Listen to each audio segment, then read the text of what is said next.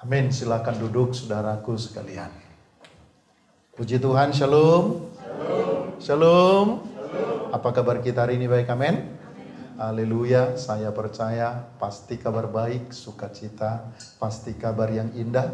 Sebab tangan Tuhan yang penuh rahmat, penuh kasih itu senantiasa terulur bagi kita. Baik, kekasih-kekasih Tuhan, saya mengajak saudara untuk membuka Alkitab bersama-sama dengan saya. Satu ayat saja dari 2 Korintus pasal yang ke-8. 2 Korintus pasal yang ke-8 ayat yang ke-21. 2 Korintus pasal yang ke-8 ayat yang ke-21.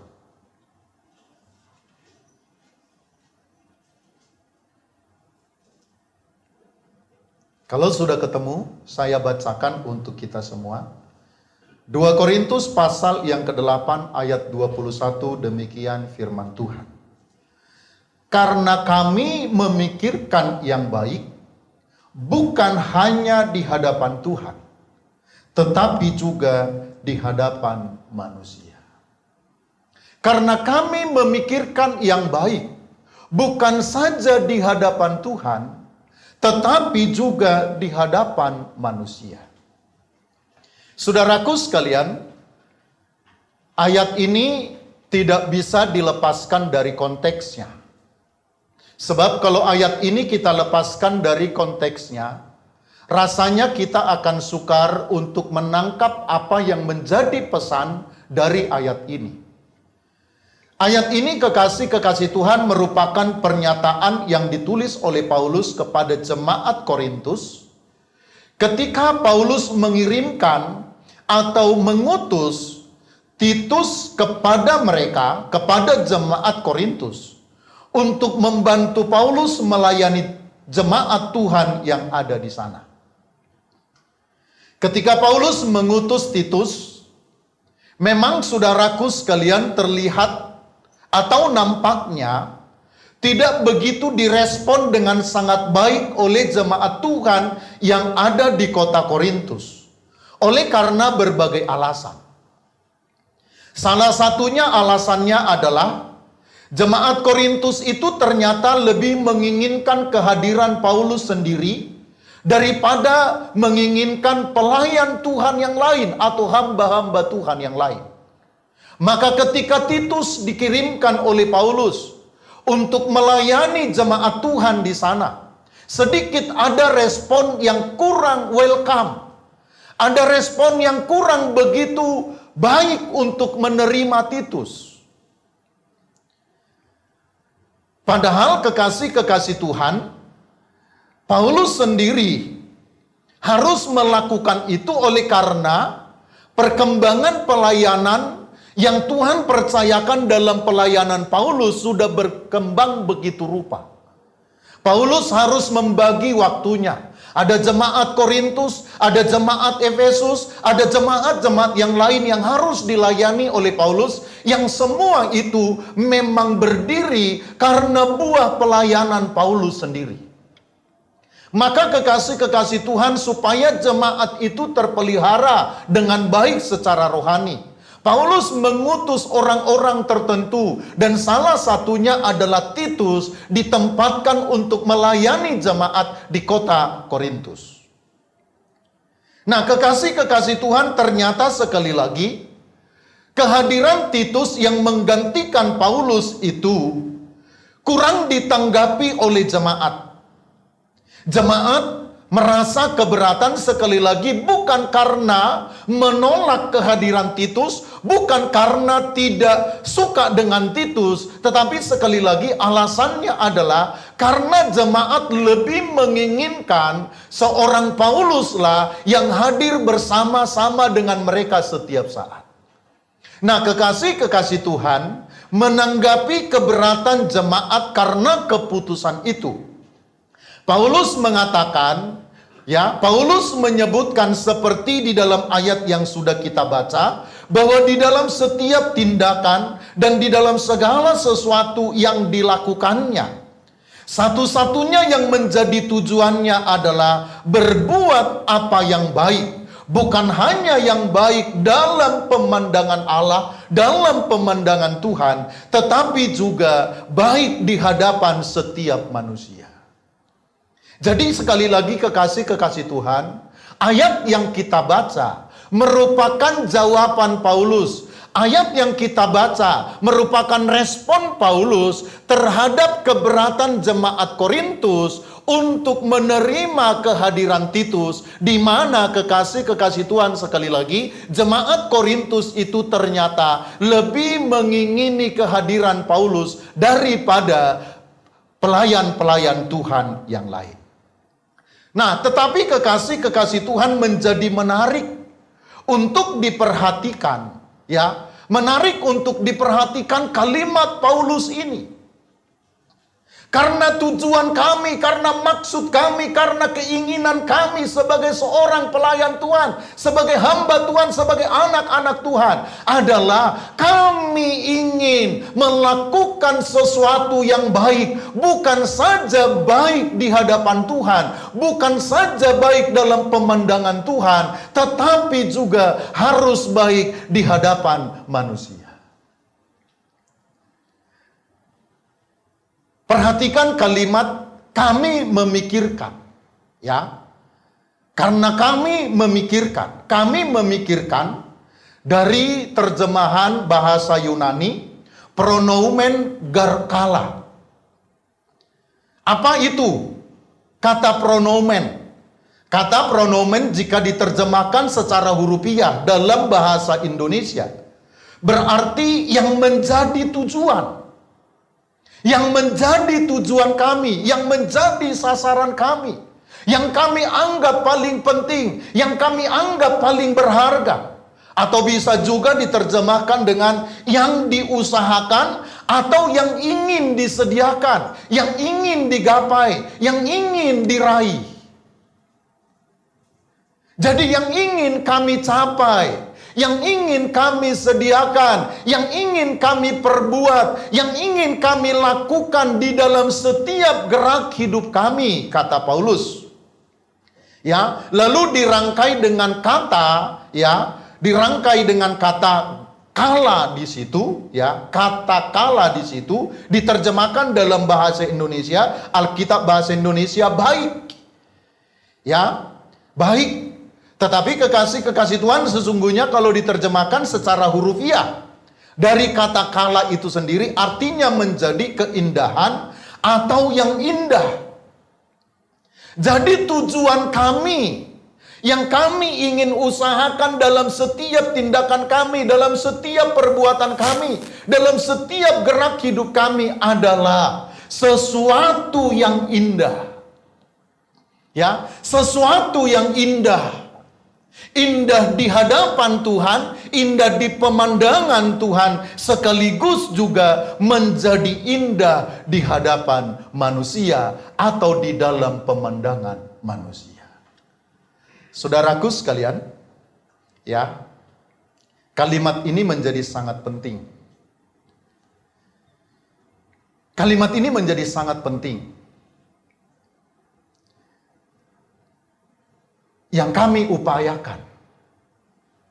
Yang kami upayakan. Sebagai pelayan-pelayan Tuhan, sebagai orang percaya, sebagai umat Tuhan. Yang kami upayakan adalah sesuatu yang indah di pemandangan Tuhan, sekaligus indah di dalam pemandangan manusia. Saudara tahu? Di Indonesia ini hari ini tantangan keberagamaan itu adalah ini. Kalau kita pelan-pelan, kalau kita menyimak segala kejadian, segala keadaan yang terjadi di sekitar kita. Saudaraku sekalian, tantangan gereja Tuhan hari ini adalah persoalan ini. Tadi pagi di dalam mobil, kami suka berbincang-bincang. Lalu sekilas saya ngomong dengan Yosia, ya, ini kan mau mau puasa. Lalu kita ngobrol-ngobrol, berbincang-bincang. Lalu saya berkata, Jo, Kira-kira tema khotbah Papa hari ini terkait dengan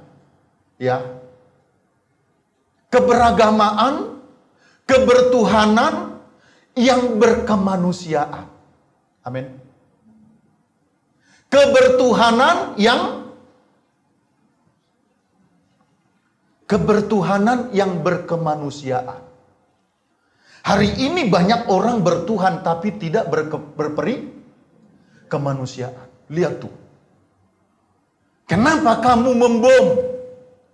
Itu perintah Allah, itu perintah Tuhan. Kami mau menyenangkan Tuhan. Kamu mau menyenangkan Tuhan. Kamu mau melakukan perintah Tuhan. Tetapi kamu membunuh sesamamu.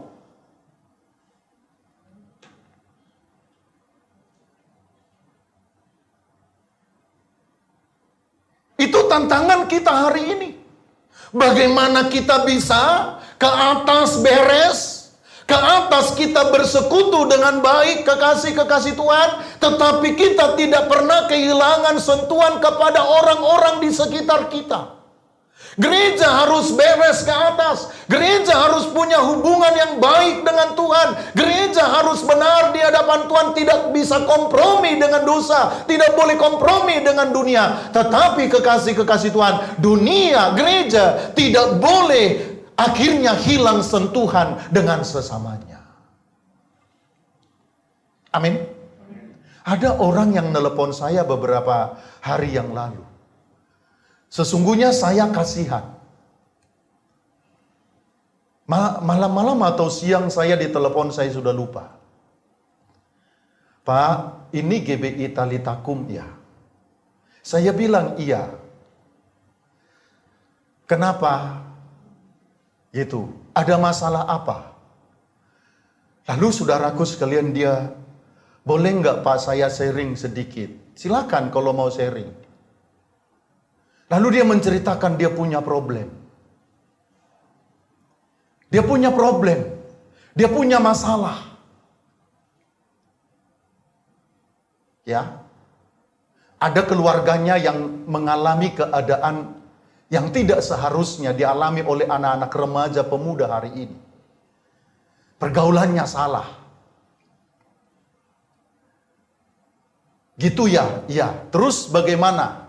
Apa yang harus saya lakukan? Lalu dia ngomong dengan saya, Pak, GBI Talitakum bisa layani tidak, Pak? Lalu saya katakan, kenapa gerejamu? Kenapa gerejanya? Lalu saya dijawab, gereja saya tidak mungkin mau, Pak, melayani yang seperti ini. Oh iya? Iya, Pak. Gereja saya tidak akan mungkin ngurusin yang seperti ini. Maka saya datang ke Bapak nelpon, kira-kira Bapak bisa layani saya tidak? Saya memang harus tegas berkata.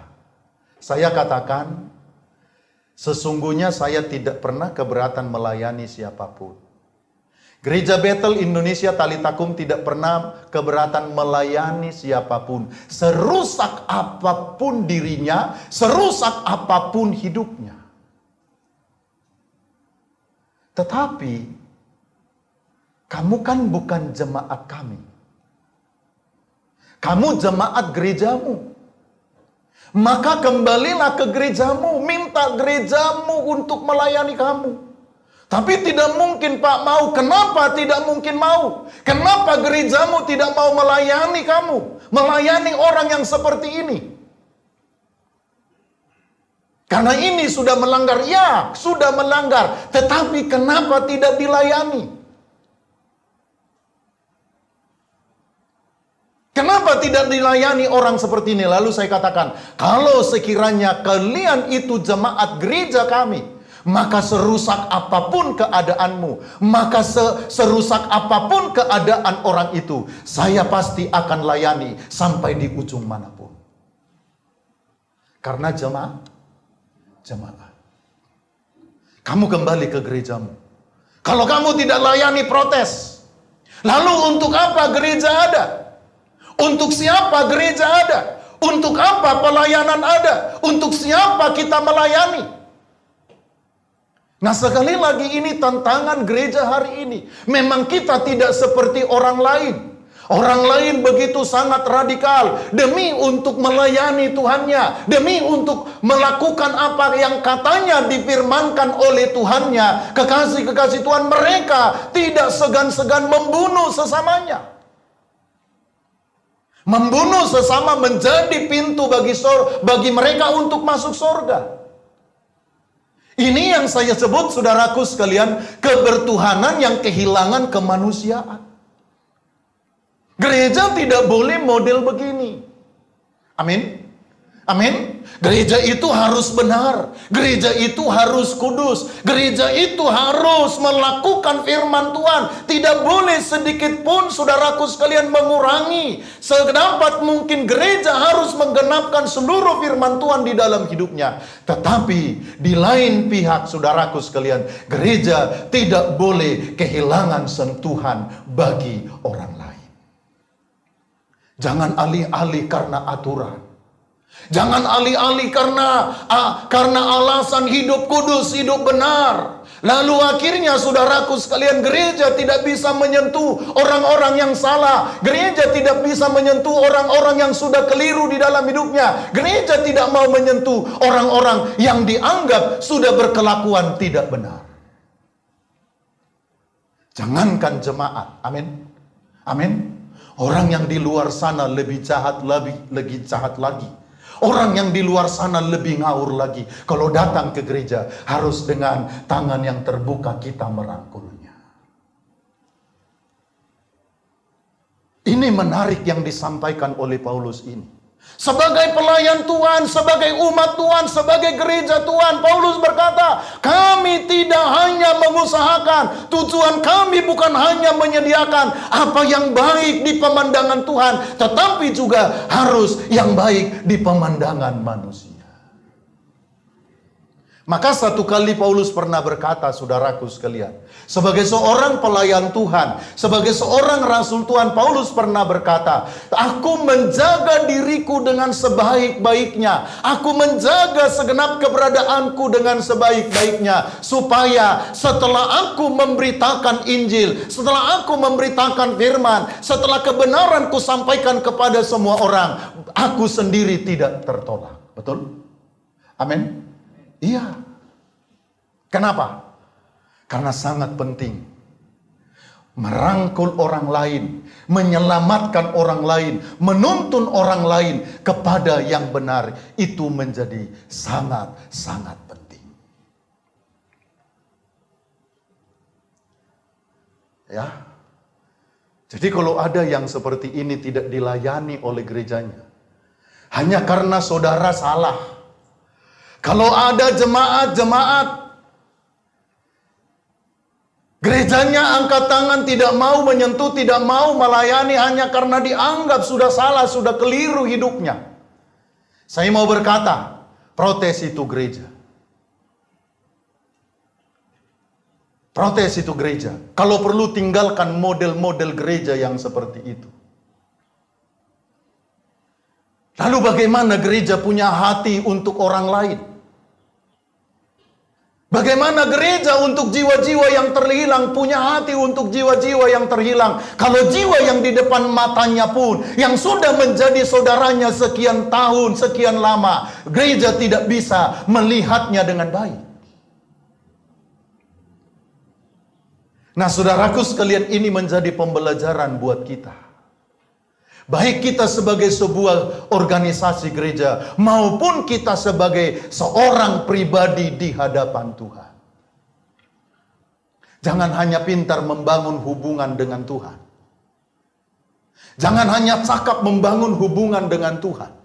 Jangan hanya bisa berdoa memuji. Haleluya, haleluya, haleluya, cakap. Tapi tidak bisa menjadi berkat bagi orang lain. Tapi tidak bisa melihat orang lain, tidak bisa merangkul orang lain, tidak bisa menyentuh orang lain.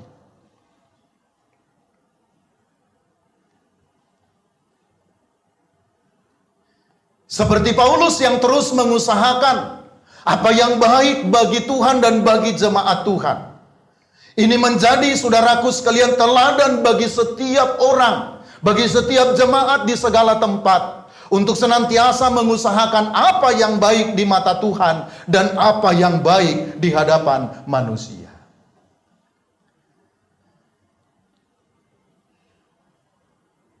Kekasih-kekasih Tuhan, kita tidak boleh kehilangan sentuhan terhadap kemanusiaan.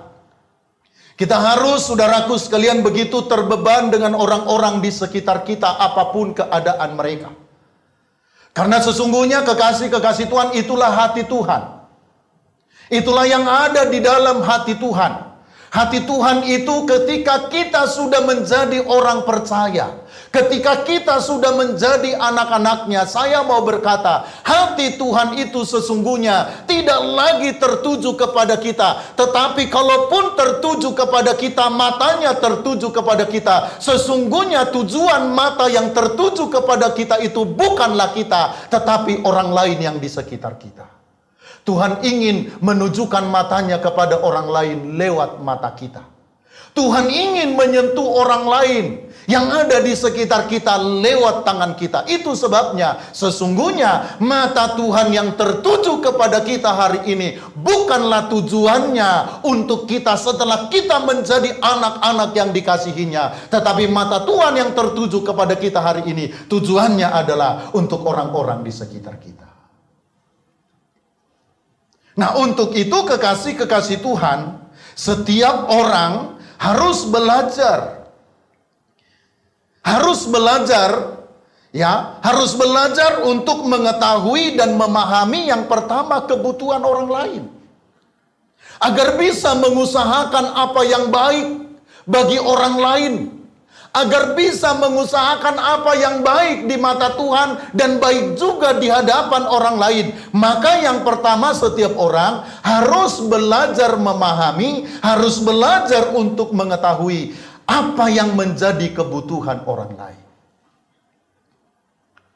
Kita akan terdorong dan akan mampu mengusahakan yang baik bagi sesama kita jika kita mengerti dan paham apa yang menjadi kebutuhan mereka sebagai anak-anak Tuhan atau sebagai orang-orang yang membutuhkan Tuhan di dalam hidup mereka.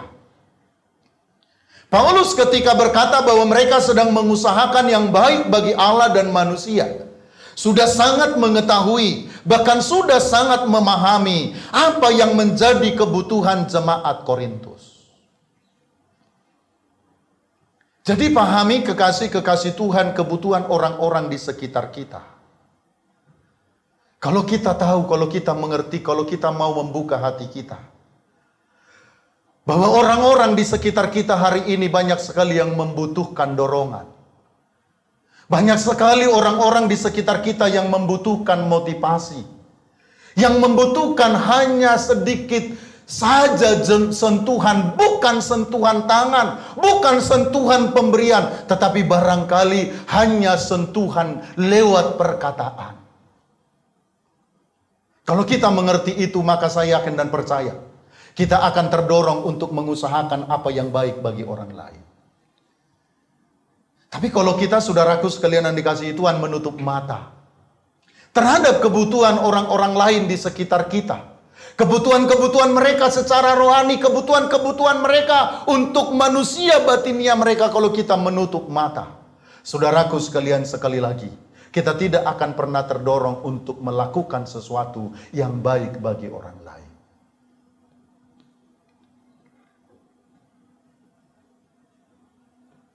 Memang seperti yang saya katakan tadi, ketika orang itu nelpon saya, jangan dikira saya nyaman. Saya juga bergumul, Tuhan, gimana ya yang model begini ya? Kalau nggak dilayani gereja lalu tiba-tiba pergi ke tempat lain. Hah? Betul ya? Kalau nggak dilayani gereja, lalu pergi ke tempat lain. Gimana ya Tuhan ya? Aku juga ikut salah. Kenapa aku ikut salah? Karena orangnya udah ngomong dengan saya. Aduh, dilema. Saya pikir dalam hati nomor telepon saya tahu dari mana sih? Tahu dari mana? Aduh, ngomongnya sopan lagi. Pak, Mohon maaf, bisa saya sharing sebentar saja. Saya pikir ada pergumulan apa. Langsung dia bilang, Pak, adik saya begini-begini keadaannya. Gitu ya? Iya. Ya udah, kamu ke gerejamu aja. Gereja saya pasti nggak mau melayani, Pak. Lalu, ini mau dibuang saja. Kalau ada jemaat beginian, mau diabaikan saja, dibuang saja, dibiarkan saja. Sampai saya mikir lama. Saya masuk ke kamar, ya ampun, gimana ya? Kita layani, kita salah juga. Karena kita punya aturan. Ya toh? Iya, kita layani, aduh salah juga ini. Punya aturan juga, kita nggak boleh sembarangan begitu, apalagi bukan jemaat. Makanya jemaat-jemaat sebetulnya orang Kristen cari gereja yang benar dah. Yang bisa melayani.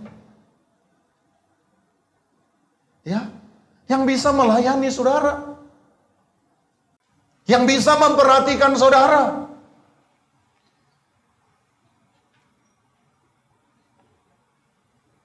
Iya. Saya tahu. Orang ini seperti apa sekarang perasaannya. Pasti campur aduk dalam pikirannya. Merasa berdosa, merasa tidak layak, tidak kudus, orang yang paling banyak dosa, orang yang tidak benar. Wah, macam-macam pasti. Ada penyesalan dan lain sebagainya. Pasti berkecamuk di dalam pikirannya. Saya mengerti. Keluarganya juga pasti bingung. Aduh, kalau ketahuan ini nanti kepada semua orang, malu. Sebetulnya kita sudah tahu apa yang menjadi kebutuhannya. Dia butuh rangkulan. Dia butuh sentuhan kalau dia datang ke gereja. Mestinya gereja yang bersangkutan di mana dia menjadi jemaat langsung membuka pintu. Memberi perlindungan. Memberi penganyoman. Gak usah takut. Gak usah khawatir. Kamu salah, kamu keliru. Tuhan mengampuni kamu kalau kamu sungguh-sungguh bertobat, sungguh-sungguh berubah. Amin. Amin. Iya.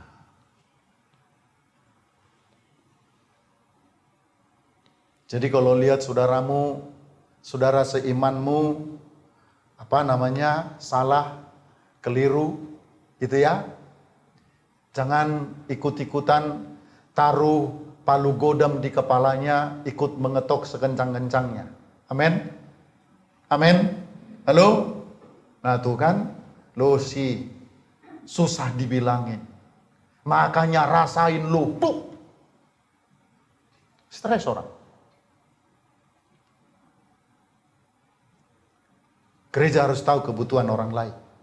Kita semua harus tahu kebutuhan orang-orang di sekitar kita. Butuh apa dia. Yang kedua, agar terdorong untuk memberi yang terbaik. Bukan hanya kepada Tuhan, tetapi juga kepada sesama. Kekasih-kekasih Tuhan, setiap orang harus menyadari bahwa dirinya adalah hamba atau pelayan bagi sesamanya. Setiap orang Kristen harus sadar, setiap orang percaya harus sadar bahwa dia bukanlah Tuhan, bukanlah siapa-siapa, tetapi ketika dia sudah dipilih oleh Tuhan menjadi hamba Tuhan, menjadi anak Tuhan, menjadi orang percaya, dia harus sadar bahwa sesungguhnya dia adalah hamba, dia adalah pelayan bagi sesamanya yang lain.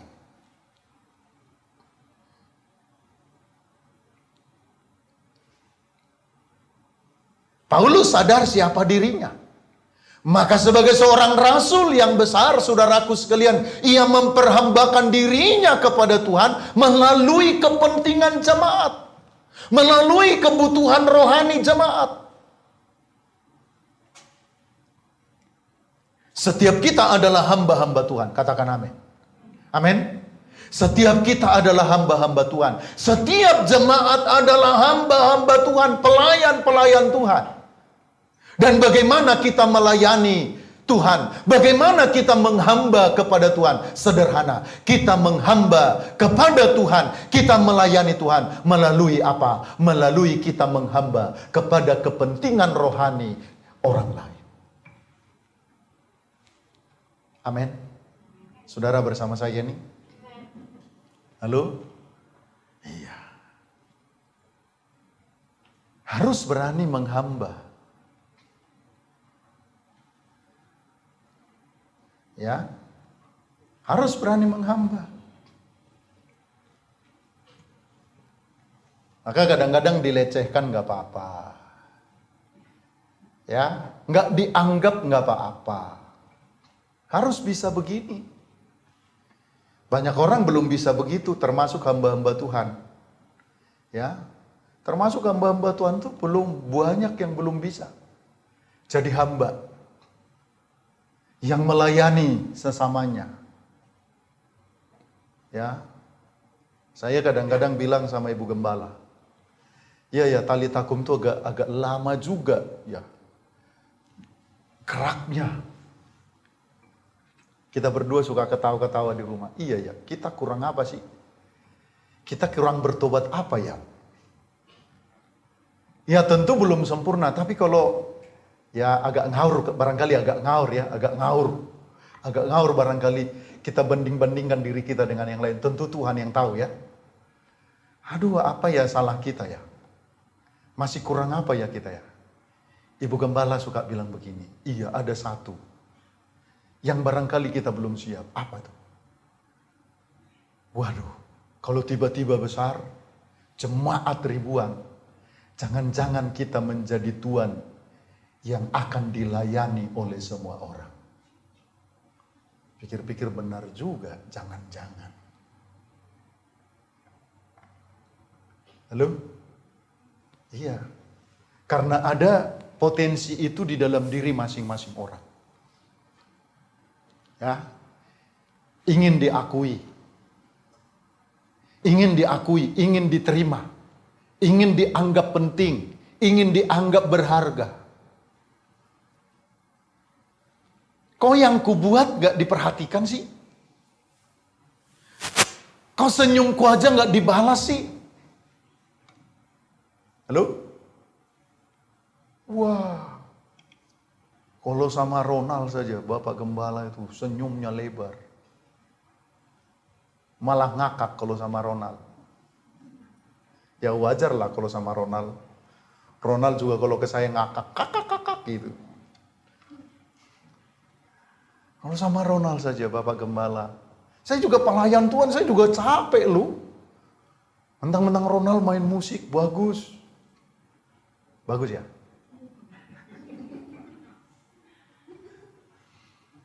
Saya juga main musik, capek. Sama aja. Sebetulnya, gairah-gairah semacam ini, saudaraku sekalian, bukan gairah-gairah seorang pelayan. Amin. Amin. Gairah yang pelayan itu memang kami hamba yang tidak berguna. Paulus lebih keren lagi ngomongnya. Kami hamba yang tidak berguna. Karena itu, upah kami. Nah, Paulus pernah berkata begitu. Upah kami, ya, upah kami itu adalah kalau kami melayani tidak diberi Halo? Itu keren ya? Coba, upahku adalah kalau aku melayani, kalau aku berbuat sesuatu tidak diberi upah. Upahku adalah kalau kami melayani, kalau kami berjeri lelah tanpa diberi upah. Itu upahnya.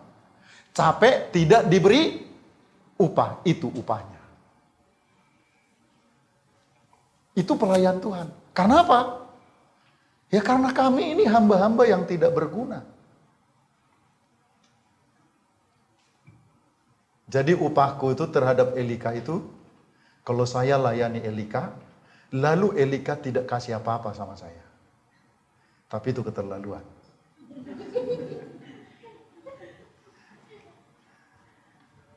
Tapi Paulus berkata begitu. Upahku adalah kalau aku berjerih lelah, tapi saya tidak diupah. Jadi tidak harap apa-apa. Amin. Amin. Artinya di situ saudaraku sekalian adalah upahnya itu cuma satu. Upahnya itu kalau diberi kesempatan untuk melayani. Upahnya itu cuma satu, kalau diberi kesempatan untuk berbuat sesuatu bagi Tuhan dan bagi orang lain. Itu upahnya. Setiap orang harus mengerti itu. Baru kemudian kita akan tahu. Baru kemudian kita akan cakap, akan terdorong untuk apa? Mengusahakan yang terbaik bagi orang lain. Bukan hanya bagi Tuhan. Yang ketiga. Agar setiap orang terdorong untuk mengusahakan yang baik bagi Tuhan dan juga bagi sesamanya. Maka setiap orang juga harus menyadari bahwa dia adalah gembala bagi yang lain. Tadi pelayan. Tadi hamba bagi kepentingan orang lain. Sekarang dikatakan bahwa kita ini masing-masing adalah gembala bagi yang lain.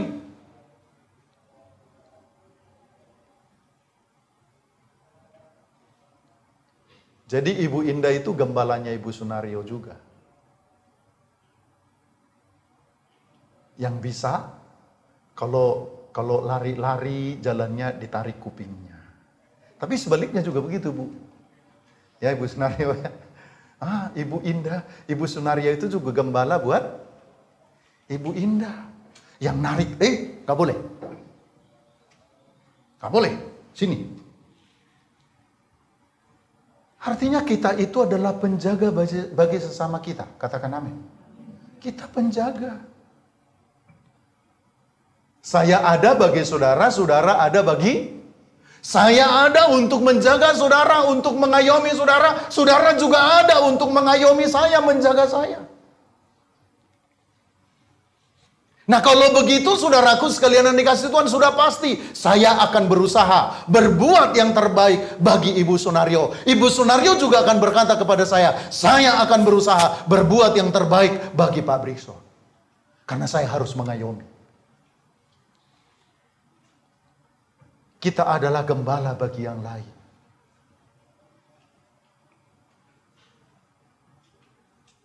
Maka di dalam gereja Tuhan, saudaraku sekalian, seharusnya tidak ada yang berkata begini. Dengar nggak? Iya, kenapa? Dia ketipu loh. Ketipu sama siapa? Iya, ada itu tukang tipu. Dia ketipu, duitnya ditipu 500.000. Mestinya nggak ada di gereja Tuhan begitu. Halo? Kenapa dia ketipu ya? Berkata begini, aduh kasihan banget. Harusnya aku aja yang ketipu. Wih, keren. Ya kan? Iya. Pak Nario ketipu. Langsung Pak Menonggor bilang, waduh, kok bisa? Aduh, kasihan banget Pak Nario. Mestinya aku yang ditipu. Iya, semangat-semangat seperti ini. Amin. Amin. Amin. Semangat-semangat seperti ini saling mengayomi, saling memperhatikan, saling memberi perlindungan. Semangat-semangat seperti ini harus ada. Karena kita bukan hanya harus berkenan kepada Tuhan. Karena kita bukan hanya harus benar di hadapan Tuhan. Karena kita bukan hanya harus kudus di hadapan Tuhan. Tetapi juga kita harus benar di hadapan manusia.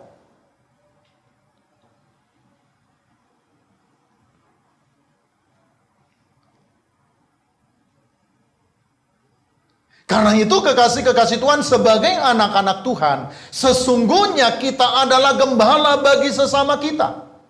Sebagai gembala kita bukan hanya harus saling memperhatikan dan saling mengingatkan, tetapi juga sebagai gembala kepada yang lain, kita juga harus selalu dan berusaha mengusahakan hal-hal yang baik, hal-hal yang berkenan bagi sesama kita yang lain.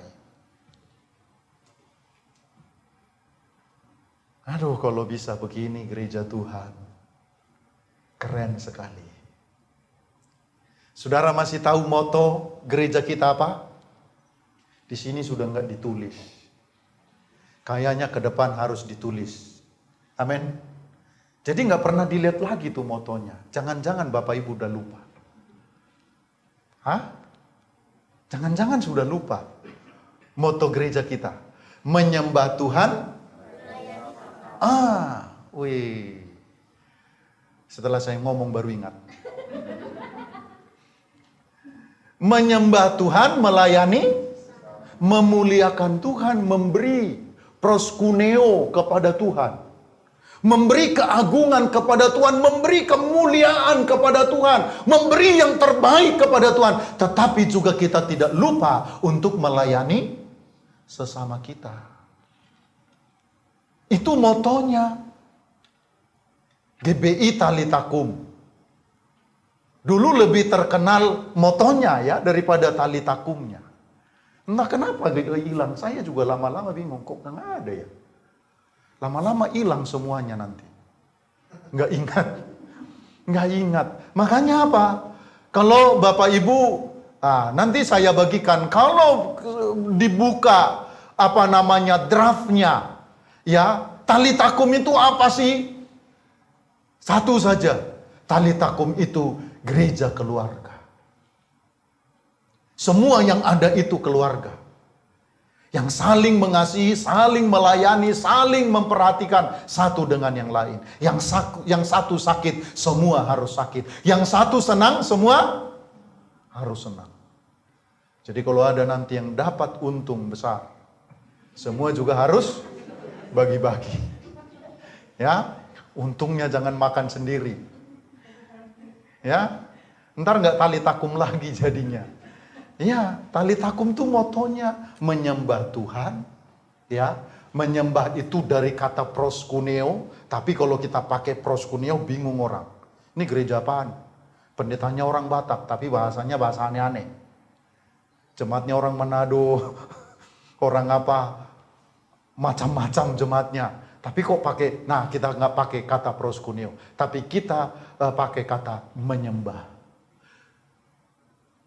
Menyembah Tuhan, memberi keagungan bagi Tuhan, memberi kemuliaan bagi Tuhan sedapat mungkin, sekuat tenaga kita harus hidup benar, kita harus berkenan kepada Tuhan sedapat mungkin, hidup kita harus benar-benar memuliakan Tuhan. Dan saudaraku sekalian, kita menjadi berkat bagi sesama kita. Karena itu belajar, yang pertama, pahami kebutuhan orang lain. Dan kalau saudara punya kemampuan, kalau saudara punya kesanggupan atas kebutuhan orang lain, hadirlah sebagai orang yang memenuhi kebutuhan itu. Yang kedua, pahami bahwa saudara dan saya, kita semua ini, masing-masing kita ini adalah pelayan bagi yang lain. Karena itu ketika kita berinteraksi, ketika kita hidup bersama, kekasih-kekasih Tuhan yang kita dahulukan, bukanlah apa yang kita dapatkan, apa yang akan diberikan kepada kita. Tetapi ketika kita berinteraksi satu sama lain sebagai keluarga, yang kita dahulukan adalah apa yang bisa saya buat buatmu. Apa yang bisa saya buat untukmu. Dan yang terakhir, berusahalah untuk menyadari dengan sungguh-sungguh bahwa saudara dan saya adalah gembala bagi sesamamu yang lain. Dan sebagai gembala, saudaraku sekalian, kita harus berani berdiri di depan, mempertaruhkan diri kita lebih dahulu daripada yang lain jadi korban. Saya lebih korban terlebih dahulu. Itulah gembala, gembala yang mengayomi, gembala yang memimpin, gembala yang menuntun. Kita bukan hanya mengusahakan apa yang baik bagi Tuhan, tetapi mengusahakan yang baik bagi orang lain. Jadilah jemaat yang berketuhanan dengan sungguh-sungguh, tetapi sekaligus juga berkeperimanusiaan dengan sungguh-sungguh pula. Amin. Mari kita bangkit berdiri.